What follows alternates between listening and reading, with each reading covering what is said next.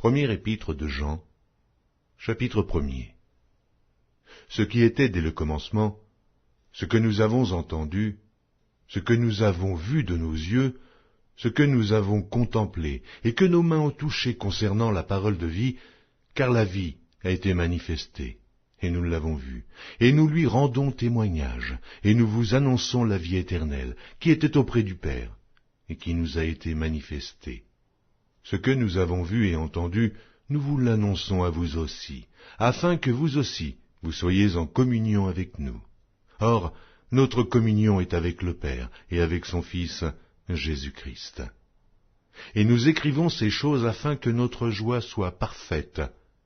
La nouvelle que nous avons apprise de lui et que nous vous annonçons, c'est que Dieu est lumière, qu'il n'y a point en lui de ténèbres.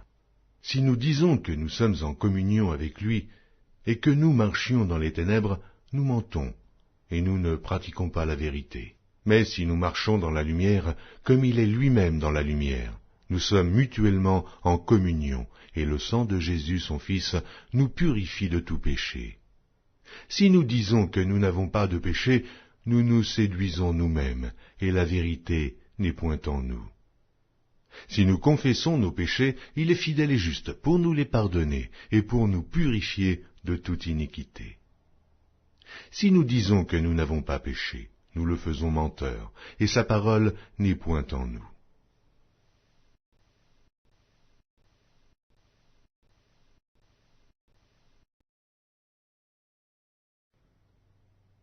Première épître de Jean, chapitre 2.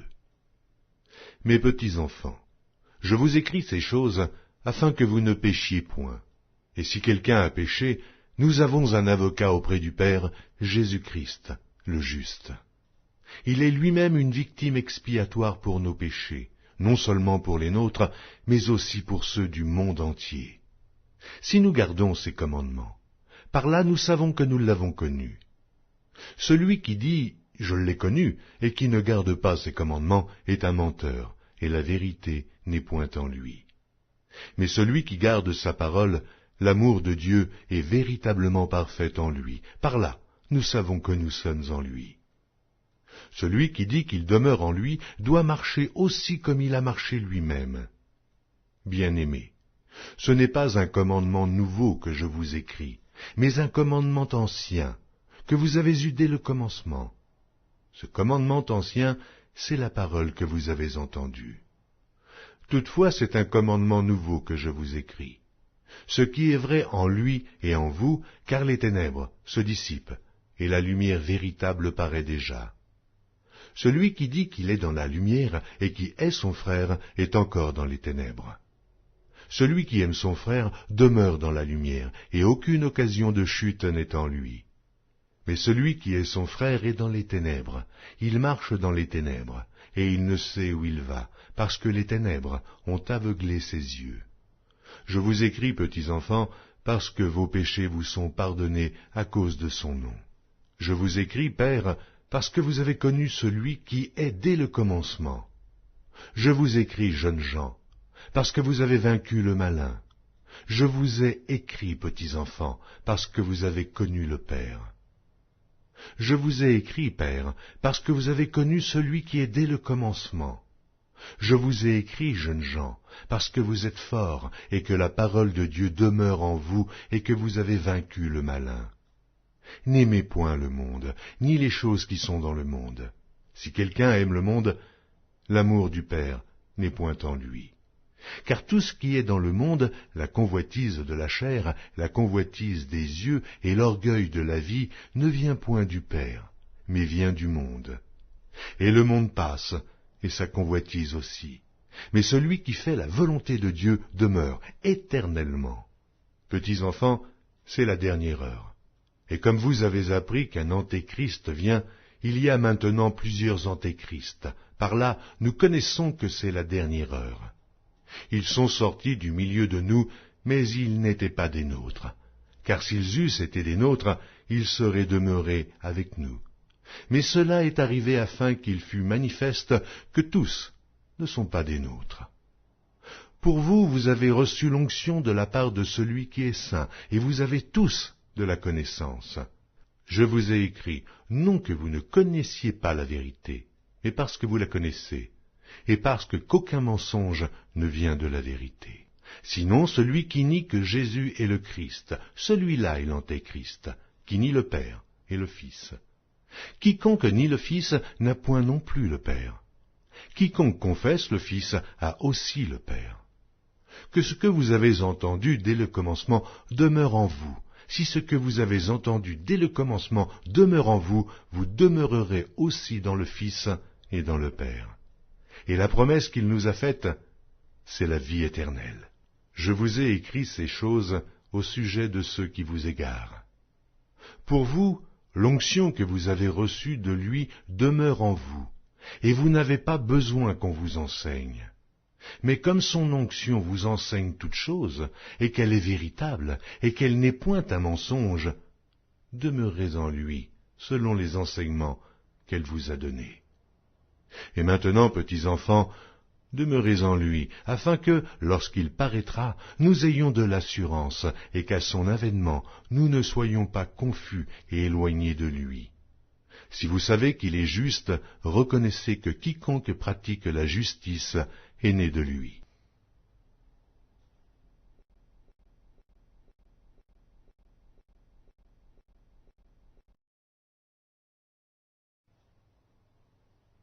Premier épître de Jean, chapitre 3.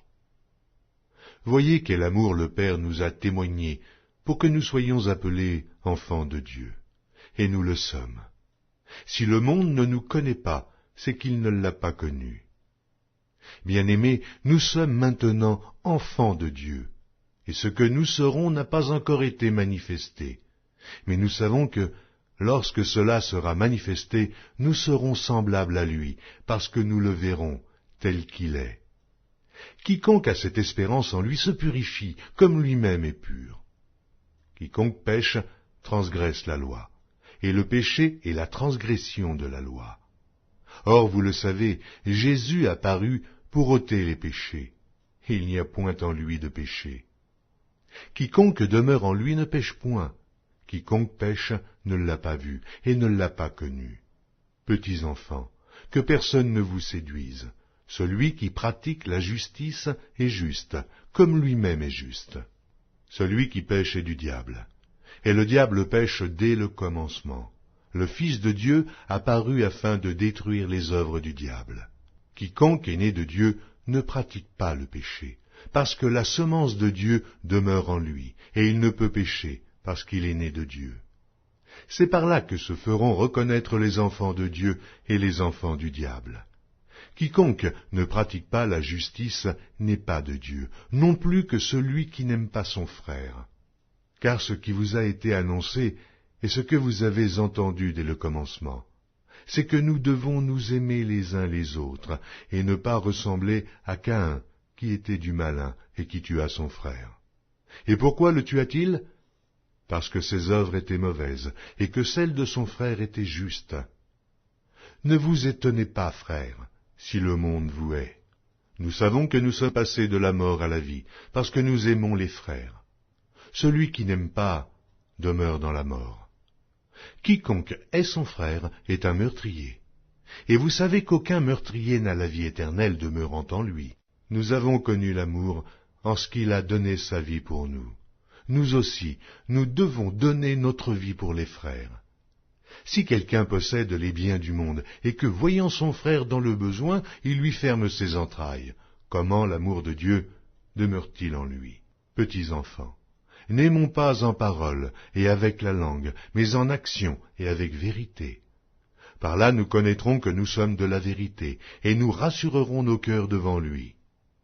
Car si notre cœur nous condamne, Dieu est plus grand que notre cœur, et il connaît toutes choses. Bien-aimés, si notre cœur ne nous condamne pas, nous avons de l'assurance devant Dieu. Quoi que ce soit que nous demandions, nous le recevons de lui, parce que nous gardons ses commandements et que nous faisons ce qui lui est agréable. Et c'est ici son commandement, que nous croyions au nom de son Fils Jésus-Christ, et que nous nous aimions les uns les autres selon le commandement qu'il nous a donné. Celui qui garde ses commandements demeure en Dieu, et Dieu en lui, et nous connaissons qu'il demeure en nous par l'Esprit qu'il nous a donné.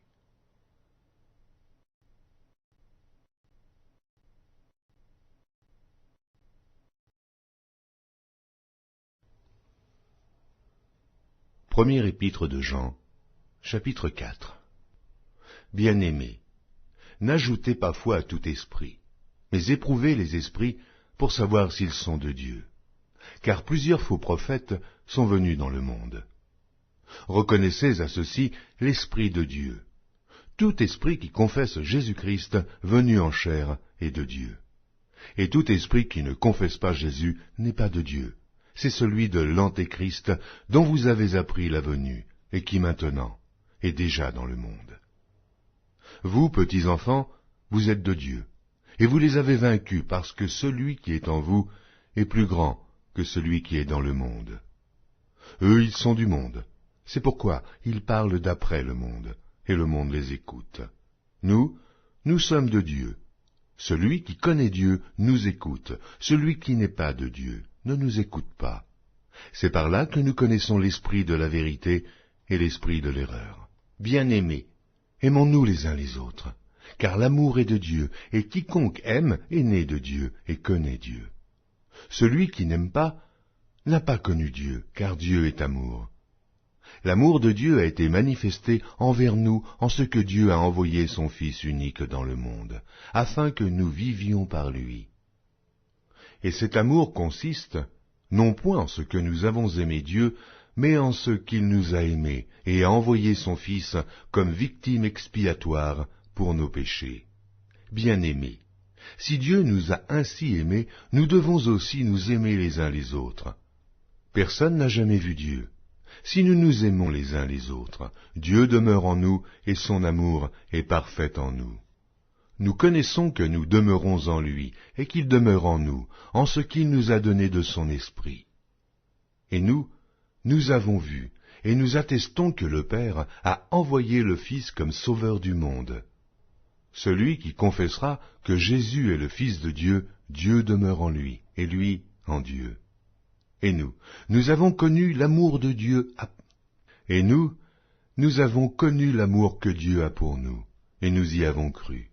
Dieu est amour, et celui qui demeure dans l'amour demeure en Dieu, et Dieu demeure en lui.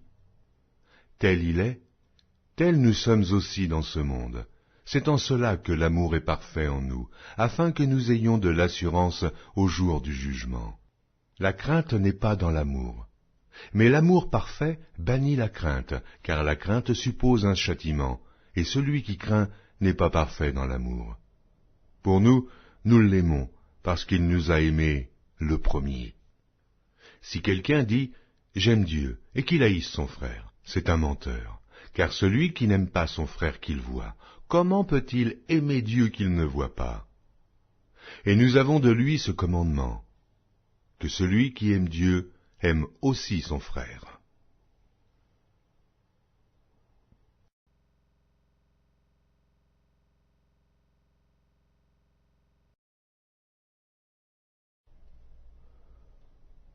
Première épître de Jean, chapitre 5.